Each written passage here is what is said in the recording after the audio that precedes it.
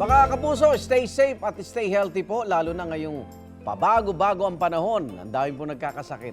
Ay, dito nga mga nakaraang linggo, Igan, Oo. punuan na raw Yun, no? ang ICU at ER ng ilang mga ospital. At isa sa mga common na sakit ng mga pasyente ang pneumonia. Yan ang ikokonsulta natin ngayong umaga dito sa UH Clinic! Yan, meron tayong Makasama doktor. natin si Dr. Ed Marvin Hilario, isang pulmonary medicine specialist.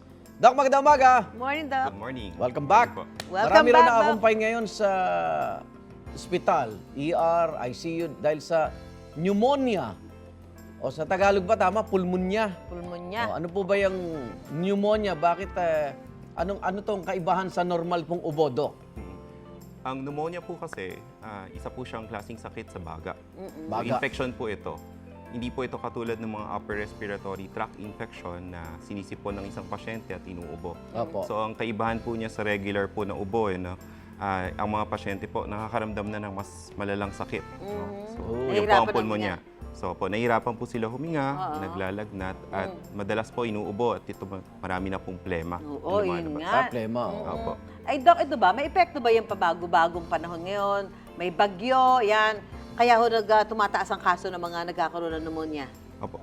Medyo humihina lang yung immune system natin kapag medyo maulan. Pero hindi naman po ganun kalaki yung epekto nito. Ba't humihina? Ang nangyayari lang po, pag malamig po kasi ang panahon, humihina po talaga yung katawan natin. Tapos ang karaniwan po nangyayari, pagka tag-ulan po, nagkukumpulan yung mga tao. Nandun sila sa loob ng bahay, hindi sila naghahawa na. lumalabas, sinasara nila yung mga bintana. Oo. So yung ventilation doon sa loob ng kwarto, nawawala na po. Ay, So mas mabilis pong naghahawa-hawaan yung mga tao po. So sa pag may bahay sakit. mo ba makukuha? Opo. Pag may sakit po yung isang tao. Kung ikaw may ubo, Yes po. kailangan ba agad magpakonsulta o maalerto ka na baka pneumonia na yun? Sintomas ba yung pag-ubo? Opo. Obserbahan po muna natin pag inuubo po tayo kung ito po ay mild lang po na ubo. Pero kung may nararamdaman na kayo na nahihirapan na kayo huminga o nilalagnat na po kayo ng matindi, Naku, yun tapos yung ubo niyo po hindi nawawala, dapat na po kayo magpakonsulta sa doktor. Saka, Doc, yung parang, May yung infection na. Ibig sabihin may infection na po yung pag ubo na naglalagnat parang, Igan, May dahak. parang, yung parang, may masikip, yung ganun. Baka po may asthma, nakasabay din po. Oo, Yung iba sabay. nagbobronchitis, namamaga yung daanan ng hangin, hindi na nakakahinga ng maayos. Parang nakakalito ko sa pneumonia, bronchitis. Basta Opo. listen to your body, di ba? Oo, Punta ka na sa ospital. Oo. Paano naman malalaman kung may pulmonya nga ang isang pasyente? Meron bang mga test o pagsusuring ginagawa, Doc? Opo. Kapag ang isang pasyente ay pumunta sa clinic natin, tapos nagpakonsulta siya sa akin, sa mga doktor po, tinitingnan po namin yung base sa history po. After dun sa history po, ginagawa po natin dito, nag-i-stethoscope po tayo, pinapakinggan natin yung likuran ng pasyente, Oo nga. harap tsaka sa likuran po. Okay. So, So, pakita muna natin, Doc, yung Yan, pakonsulta po kami ngayon. yes. Sige Sige po. po. Try ko Okay. po sa inyo. Stethoscope muna. Opo. Parang Stethoscope. nakita ko si Anjo, parang humisikip ang... So pag nag-stethoscope po, pinapakinggan po ng doktor una sa harapan, tapos sa likod po Oo nga. afterwards po. Parang pag nagpakonsulta ka, lagi may ganyan, ano? Opo. Oo. Dapat Matik yata Yan ang yan. unang ginag. Hinga po malalim. Sige po. Hinga malalim. Sige po. Inhale, exhale. Inhale. Tuloy-tuloy lang po. Tuloy-tuloy lang po.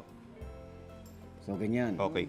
Pag sa likod naman po, hindi na natin tatanggalin. Dapat tatanggalin yung damit. Oo. I-demo lang po natin. Pakiganito po yung kamay po.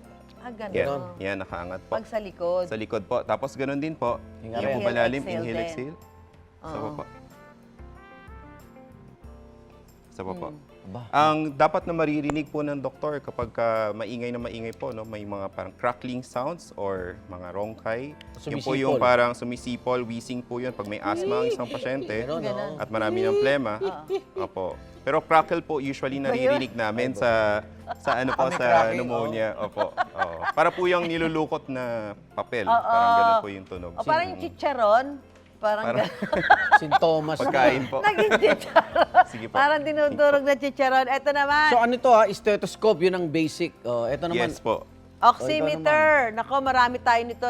Ikaw naman. Karamihan sa atin meron ito nung panahon ng pandemya, di ba, Doc? Tama po. Hanggang ngayon, meron kami yan. Meron kayo. Opo. Sa oximeter naman po, Yung tuturo. ang malalaman po natin dito, makikita natin yung Yung heart rate tsaka yung oxygen level. Heart rate at oxygen. Opo, dalawa po yung numero na lalabas po dito. Yung unang numero po na lalabas po, Buti yan po napademo yung- niyo si Susan. Ito po yung ito po yung oxygen level, Ano tapos at- ito po ayan. yung heart rate. Nako!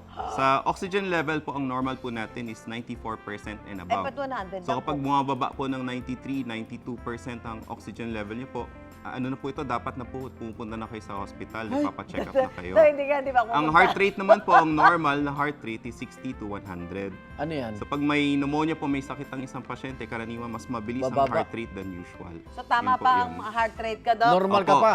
Normal pa, pati yung Normal aking po. oxygen Yes level. Very po. good, very good. Anyway, Doc, paano natin maiiwasan itong pneumonia?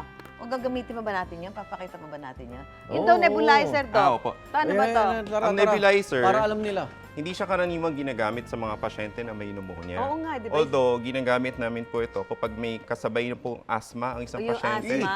O kung may Oo. history ng paninigarilyo ang isang pasyente o may COPD, chronic Oo. obstructive pulmonary disease. Di ba ganun to? So Ganito nilalagyan yan. po ng gamot yan, tapos sinusuot po, tapos nag-nebulize po. So pag umuusok Ay, po, Galaw ka ng galaw eh. yan po. So pag umuusok po, alam na natin na Para ka ngayong gumagana po panabong. Nausuan ka na. Hindi, ganyan yung Yan po. gagawin mo, Opo. di ba, Doc? So ano po tulong yan? Ba't kailangan? Anong maitutulong niya? Sa asthmatic patient po kasi, pag may asthma ka tapos may pneumonia po kayo, lalong lumalala yung sintomas ng asthma, sumisikip yung daanan ng hangin. So ito So makakaluwag. pag gumagamit po tayo ng nebulizer, lumuluwag po yung daanan ng hangin, tapos nakakatulong po makalabas yung mga plema. Okay, Yeah. may mga Ganun po. paniniwala yung nagpapatuyo ka ng pawis, Dok? Isa ba sa ano yun, dapat iwasan? Hindi po totoo. Walang connection Wala yun. po connection, opo. So saan nakukuha talaga pneumonia? Sa ibang tao po, communicable disease po ito, nakakahawa po. Virus, Kung virus, bacteria. ang isang pasyente ay may sakit o may Oo kasamahan pala. kayo may inuubo at hindi nagtatakip ng bibig, maaari po siyang makahawa ng ibang tao. Kaya dapat pala mag-mask pa rin talaga, no? Kahit walang COVID na. No? Yes Ako, po. maraming salamat, Dr. Ed Marvin Hilario. Thank you, Ayan, ingat po tayo mga kapuso. Para sa iba pang usaping pangkalusugan, ikokonsulta natin yan dito sa UH Clinic! Thank you, Abangan, Doc. abangan. Salamat po, Doc.